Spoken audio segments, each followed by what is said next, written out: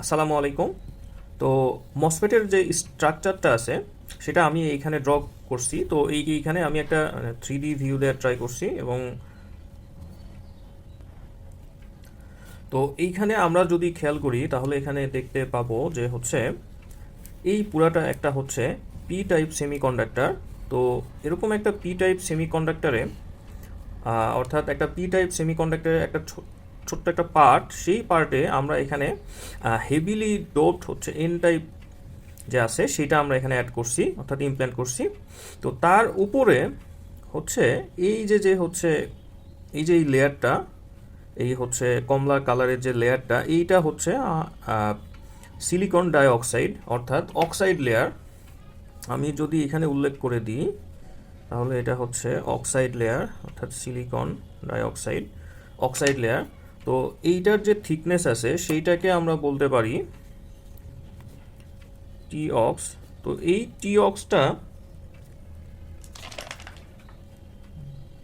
টি অক্সটা আমাদের সাধারণত 2 থেকে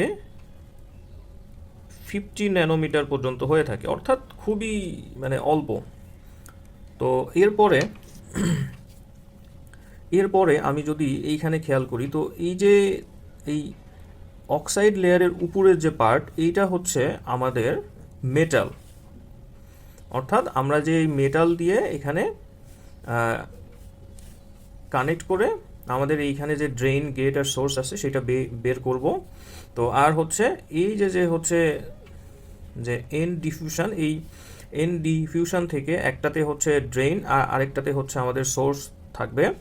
আমরা চাইলে হচ্ছে ড্রেন সোর্স দুইটা উল্টা করেও লিখতে পারি, অর্থাৎ এই পাশে সোর্স এই পাশে ড্রেন, এইভাবেও ইউজ করতে পারি। তাই এইটাকে আর কি বলা হয় হচ্ছে সিমেট্রিক্যাল। তো এরপরে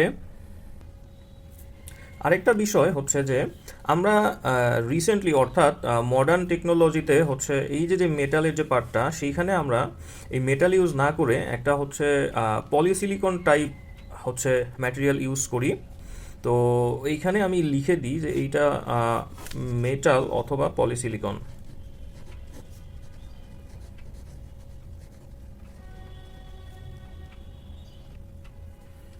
তো এই যে হচ্ছে এই পুরোটা পার্ট অর্থাৎ সাইডের যে পার্ট সেটাকে আমরা ডব্লিউ বলবো অর্থাৎ উইথ। আর হচ্ছে এই যে এই পর্যন্ত যে অংশটা আছে আমাদের, যে হচ্ছে এই মেটাল আর হচ্ছে অক্সাইড লেয়ারের যে পার্ট, সেই পার্টটুকুতে আমরা বলবো হচ্ছে এল ড্রন। অর্থাৎ এইটা হচ্ছে আমাদের যে এলটা আছে, অর্থাৎ আমরা যে হচ্ছে এই যে এন টাইপ ম্যাটেরিয়াল, মানে হচ্ছে এই হেভিলি যে এন প্লাস আছে সেইটা ইমপ্ল্যান্ট করার আগে আমরা যে হচ্ছে এলটা পাই, সেই এলটা হচ্ছে এই এল ড্রন। এরপরে যখন আমরা এই এন প্লাসকে ইমপ্ল্যান্ট করব, তখন হিটের কারণে এই এজ থেকে এটা সরে এসে এইখানে আসে। অর্থাৎ ফেব্রিকেশন প্রসেসের সময় যে হিট হয়, সেই হিটের কারণে এইটা এখানে চেঞ্জ হয়ে এইখানে চলে আসে, এই চেঞ্জ হয়ে এখানে চলে আসে, এই যে এজ, এই এজ থেকে চেঞ্জ হয়ে এখানে আসে। তো এই পার্টটাকে আমরা বলি হচ্ছে এলডি। তো এলডিটা মূলত হচ্ছে সাইড ডিফিউশন লেন্থ, অর্থাৎ এটা হচ্ছে আমাদের সাইড ডিফিউশন লেন্থ। তো এরপরে যদি আমরা এইখানে দেখি, এইখানে আমরা আরও একটি এল পাই, এটা হচ্ছে ইফেক্টিভ চ্যানেল লেন্থ। অর্থাৎ আমাদের এইখানে যে চ্যানেলটা ক্রিয়েট হবে সেইটার লেন্থ হচ্ছে এইটা। তো আমরা এখানে দেখতে পাই যে হচ্ছে আমরা যদি ইফেক্টিভ চ্যানেল লেন্থটা বের করতে চাই, তাহলে আমাদের এল ড্রন থেকে আমাদের 2LDটা বাদ দিতে হবে।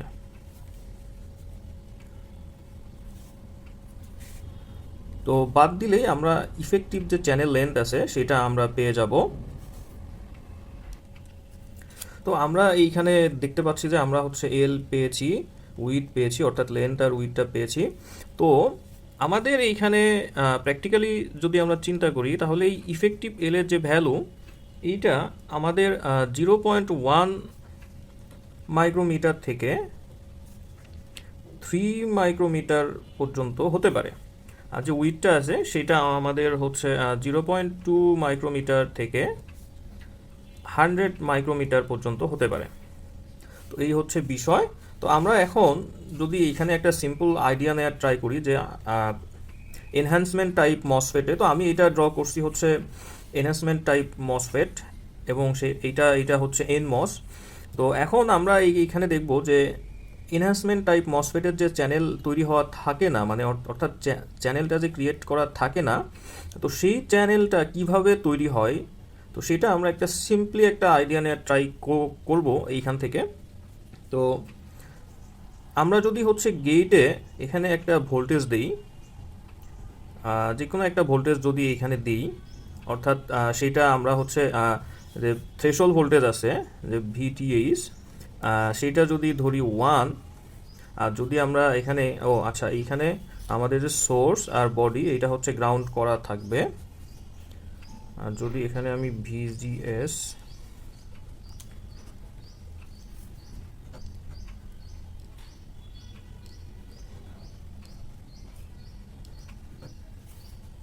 যদি আমরা এইখানে হচ্ছে ভিজিএস 2 ভোল্ট অ্যাপ্লাই করি, তাহলে আমাদের এইখানে পজিটিভ চার্জ আসবে।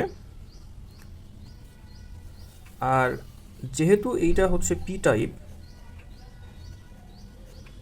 পি টাইপ সেমিকন্ডাক্টর, তো এইখান থেকে যে